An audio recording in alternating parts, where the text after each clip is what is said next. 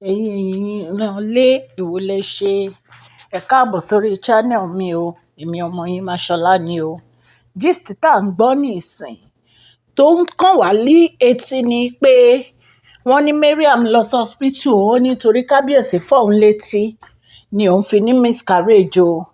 Wọ́n ló wà lọ́spítù wọ́n ló ní miscarriage. Gist tèmi nìyẹn. Ẹ̀yin èèyàn ilé ẹ jẹ́ ká jọ gbọ́ gist tèmi. Tó bá jẹ́ ìgbà àkọ́kọ́ ní ilé ní tẹ́ ń darapọ̀ mọ́ mi, ẹ̀yin olólùfẹ́ mi, èmi ọmọ yín Máṣọlá ni o. Ọlọ́run á wà pẹ̀lú gbogbo yín o. Mo tún dé bí mo ti ń dé o. Elédùmarè á nífẹ̀ẹ́ yín náà o. Gist tèmi òun láti sọ yẹn. Wọ́n ní Mariam, wọ́n ní ó ní miscarriage kété tí kábíyèsí fọ́ létí. So tó bá jẹ́ ìgbà àkọ́kọ́ tẹ́ ń darapọ̀ mọ́ mi ni, ẹ ṣé ẹ káàbọ̀ sí orí ètò èní. Ọlọ́run Elédùmarè á wà pẹ̀lú gbogbo yín o. Ilé àti ọ̀nà yín ò ní bàjẹ́ o. Ẹ jọ̀ọ́ tẹ́ bá ti subscribe, kí lẹ̀ ń dúró ṣe ẹ lọ subscribe so that tí n bá ti post any gist ẹ máa rí. Wọ́n ní bó ṣe bẹ̀rẹ̀ sí rojọ́ nìyẹn o. Wípé tó bá jẹ́ Queen Naomi lóyún bàjẹ́ lára wọn, kábíyèsí á ti lọ. Gbogbo entourage Ilé Ifẹ̀ ni kábíyèsí máa kó dání. Wọ́n látìgbà tó ń ti wá lọ hospital, kábíyèsí ò wo òun, kábíyèsí ò ráyè tó òun, wọn ò nífẹ̀ẹ́ òun. Queen Naomi nìkan ni kábíyèsí nífẹ̀ẹ́. Òun ò mọ nǹkan tó ń ṣe tó ń fi deserve irú nǹkan báyìí lọ́wọ́ kábíyèsí. Wọ́n ní ọ̀rọ̀ yìí pọ̀. Ẹ̀yin èèyàn ilé, wọ́n ló wà lọ hospital o. Wọ́n ní ó ní miscarriage. So nǹkan tá a gbọ́ nì, ta ni ká wá sọ fún yín. Kábíyèsí ní ọ̀rọ̀ àwọn olórí ti sú àwọn. Wípé every time ló máa ń láwọn ní miscarriage. Wípé tí nǹkan kékeré bá ti ṣẹlẹ̀, wọ́n láwọn ní miscarriage. Kábíyèsí ní àwọn ò mọ nǹkan táwọn lè ṣe sọ́rọ̀ wọn. Wípé àwọn sọ fún wọn kó lọ ra lé, kó kúrò nínú palace. Wọ́n ní wọn ò lọ. Wọ́n léèyàn kan péré àbí méjì ló ra lé nínú wọn. Wọ́n lè tó rí ilé tó lòún rí lé ní Èkó. Wọ́n ní kò tí ì sọ pàtó ibi tó rí lé sí. Ó kàn gbé ọ̀rọ̀ yẹn sílẹ̀ ni. Ẹ̀yin ènìyàn, kì í ṣe nǹkan kékeré o ni kábíyèsí ń go through pẹ̀lú àwọn olórí yìí. Ṣé mọ̀ pé Yorùbá máa ń sọ wọ́n ní òrìṣà jẹ́ ń pé méjì obìnrin kò dénú. A lot of obìnrin ló wà tó jẹ́ pé tó bá ní kán máa ṣí inú àwọn èèyàn wò, nǹkan tó wà nínú wọn kò dáa. Bọ̀ inú ò ṣe é ṣì. Wọ́n ní pé kò ṣe èèyàn ò lè rí inú ẹ̀dá. Ṣùgbọ́n èmi mọ̀ pé ní agbára Ọlọ́run, gbogbo ọ̀rọ̀ yìí ó máa yọrí sí rere. So wọ́n ní bàbá kábíyèsí, wọ́n náà wà very very angry. Wọ́n lọ sọ̀rọ̀ pé kí ló ń ṣẹlẹ̀ gangan nínú palace kábíyèsí tó jẹ́ pé èní ẹjọ́ ọ̀la àríyá ni. Wípé kí ló wà nú pé kéèyàn fẹ́yàwó, ó wá fẹ́yàwó tán ó wá ẹ lọ́rùn. Wípé kí ni àwọn tó fẹ́ ṣe lórí ọ̀rọ̀ àwọn olórí yìí. Wípé wọ́n ṣe wọ́n sọ pàbó ló ń já sí.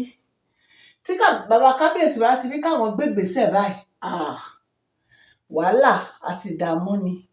Nǹkan tẹ́ máa rí ni pé wọ́n kàn máa lọ sílé bàbá kábíyèsí, wọ́n lọ máa bribe bàbá kábíyèsí, wọ́n lọ máa ra aago, wọ́n lọ máa gbówó fún bàbá kábíyèsí. Bàbá kábíyèsí dẹ̀ sọ pé kì í ṣọ̀rọ̀ owó ni àwọn ń bá wọn sọ, bí kò ṣe pé kí wọ́n ṣe nǹkan tí kábíyèsí tó fi máa ní happiness.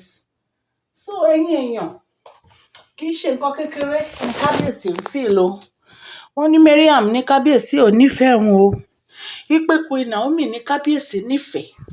Wípé tó bá yẹ pé Queen Naomi ló sọ pé àwọn ní miscarriage, wọ́n ní kábíyèsí ẹ̀mẹ̀wàá náà máa lọ sí hospital yẹn. Wọ́n ní àwọn tó wà lọ hospital gan máa dá kábíyèsí mọ́. Wọ́n ní látìgbà tó ń ti lóun ní miscarriage, ó ní kábíyèsí ò wá òun wá. Ṣùgbọ́n màá sọ̀rọ̀ lórí ọ̀rọ̀ yìí. Nǹkan tí mo fẹ́ sọ, tó bá jẹ́ pé lóòótọ́ ló lóyún Mariam, tó jẹ́ lóòótọ́ ló lóyún, Ọlọ́run Elédùmarè ó ń rí nǹkan tá à ń sọ yìí. Ọlọ́run nìkan ló mọ̀. Ṣé ẹ mọ̀ pé àwọn ẹ̀dá àlẹ́ mọ̀? A lot of hospital náà ń parọ́ wọ́n bá ti rówó. Nǹkan téèyàn bá ní kán sọ náà máa sọ. Ṣùgbọ́n tó bá jẹ́ pé lóòótọ́ lo lóyún, pẹ̀lẹ́, torí abiyamọ lèmi náà, Ọlọ́run á wà pẹ̀lú ẹ. Ṣùgbọ́n tó bá jẹ́ irọ́ ló pa Mariam, Ọlọ́run ni olùdájọ́. Gbogbo nǹkan tí Kábíyèsí ń sọ, tó ń sọ bó ṣe máa rí nìyẹn o. Ìyẹn tó bá jẹ́ irọ́ ló pa o. Ìyẹn tó bá jẹ́ irọ́ ló pa o. Nítorí pé tẹ́ bá rántí gist kan tí mo ṣe pé kò dá kí obìnrin máa parọ́ wípé òun lóyún. We are talking about the fruit of the womb. Ṣé rí ẹnu wa yìí àṣẹ ni? Nǹkan téèyàn bá fi pè ló máa ṣẹ síyàn lára. Ó yẹ ká máa fi ẹnu wa pe ire, ìdùnnú, ayọ̀ sí ayé ara wa ni. Kò ń ṣe pé ká kàn máa sọ nǹkan tó jẹ́ pé ó jẹ́ irọ́. Torí pé irọ́ ẹ̀ṣẹ̀ ni níwájú Ọlọ́run ọba. So nǹkan tẹ́mi kàn fẹ́ sọ nìyẹn.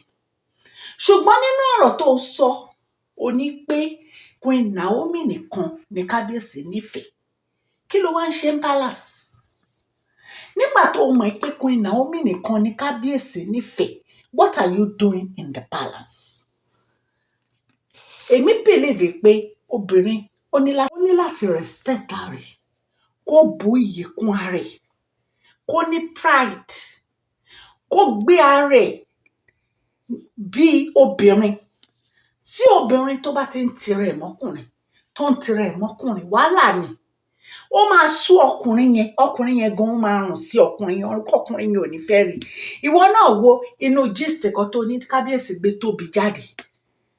Ìwọ dẹ̀ wà ń bẹ̀, ó lọ náwó, ó ṣe gbogbo ẹ̀, wọ́n dẹ̀ show up. Ìyẹn ó ń sọ fún ẹ pé I don't need you anymore. And you are still there, forcing yourself on Kabiyesi. Mariam, ṣé olórí ẹ pé ní pé ò lè rọ́kọ mi tó bá fẹ́ Kabiyesi? Ó sick, olóyún jábọ́, ọkùnrin ò wá wẹ̀, kò send anybody wá. Ó dẹ̀ sì fẹ́ máa fẹ́ Kábíyèsí náà. Ó ní pé ó ná 500k sí decoration anniversary. The man did not show up. Ó dẹ̀ sì fẹ́ máa fẹ́ Kábíyèsí. What is it telling you? He's telling you, I don't need you, but you are still there.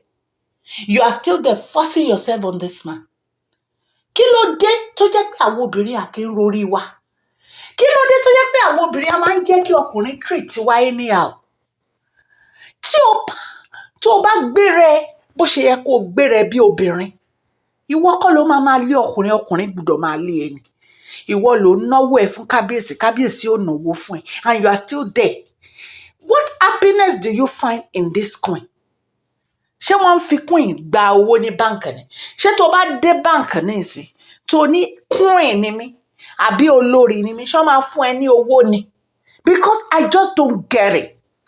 Ọ̀rọ̀ yẹn máa ń fún mi ní headache ní ẹ̀yin aráalé. Kí ló dé? Kí ló dé tí ẹ lè wake up? Kí ló dé tí ẹ lè wake up? Kábíyèsí ń sọ fún yín, ó lóun ò nífẹ̀ẹ́ ẹni obìnrin ju ìyàwó òun lọ. Dr. Queen Naomi Ṣílẹ̀kùnọlá Ògúnwùsì, ó lóun nìkan ló nífẹ̀ẹ́, but you are still there forcing yourself on this man.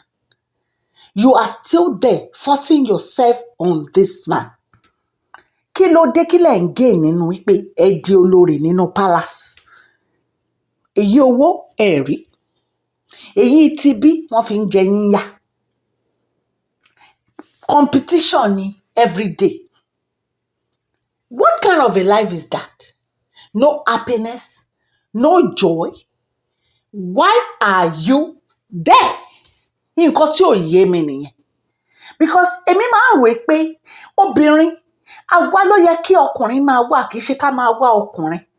Ọkùnrin yìí ń sọ fún yín, ó lóun ò love any other woman, and you are still there. What are you doing there? Ẹ jọ̀ọ́, ayé tá a wà yìí, tí obìnrin ò bá gbọ́n, kò lè gbọ́n títí ayérayé. Ó lo owó ẹ̀ 500k, ó fi ṣe bedroom decoration fún anniversary ọkùnrin yóò wá kò wá ó wà lọ́spítù olóní miscarriage ọkùnrin yẹn ò rányàn. What is it telling you? Why can't you just put two and two together and get it? Me understand. Ó ń yà mí lẹ́nu pé kí ló dé tí àwọn obìnrin míì máa ń wà so desperate báyìí. Kí ló dé? Ṣé dandan ni? Gbogbo àwọn single men women tí wọ́n lọ́kọ wọ́n feel good náà. Wọ́n dẹ̀ fi ọmọ wọn ṣọkọ. Kí wá ló dé tó jẹ́ pé máa force ara yín lé ọkùnrin? Ẹ̀yin ẹ máa wo nǹkan ẹ̀yin ara lé tí obìnrin bá ti ń force ara ẹ̀ lọ́kùnrin lọ́rùn. Ọkùnrin yóò kí ń respect obìnrin yẹn. Ọkùnrin yóò ní respect ẹ̀ rárá. Ó máa treat ẹ bí trash ẹ̀. Ó wá ń sọ̀rọ̀. I don't know what to say to you guys. Mi mọ nǹkan tí mo fẹ́ sọ fún yín mọ́ because ọ̀rọ̀ yín ti sú mi. Ó ti sú mi. Inú máa ń bí mi ní tóbìnrin máa ń ṣe bí dìdìrìn tó ń ṣe díẹ̀díẹ̀. Ọlọ́run o. Inú máa ń bí mi ni. Mo máa ń fẹ́ kí obìnrin ẹ wo bí Queen Naomi ṣe gbéra wọn. Ó gbéra with class. Ó gbéra with joy. Ó gbéra with happiness. Ó gbéra with prestige. Ó gbéra with honor. Ọkùnrin wo ni ò ní lé Queen Naomi? Ọkùnrin wo ni ò ní lé? Ẹ̀yin wá ń ṣera yín. Ẹ̀ ń ṣera yín bó ṣe wù yín. Nínú palace, competition, no happiness, no joy. Ìrònú ni lójoojúmọ́. Irú life wo nìyẹn? Anyway, màá fi gist mi, màá mú wá sópin lénìí. Màá fún yín ní update lágbára Ọlọ́run. Ẹ̀yin èèyàn tẹ́ ń gbọ́ mi, ẹ ṣé o, mo dúpẹ́ o. Ọwọ́ yín òkè òkè ló máa lọ. Ọwọ́ yín ò ní lọ ìsàlẹ̀ láéláé. Èmi ọmọ yín, Mashola. Please share this video, like and subscribe. God bless you all.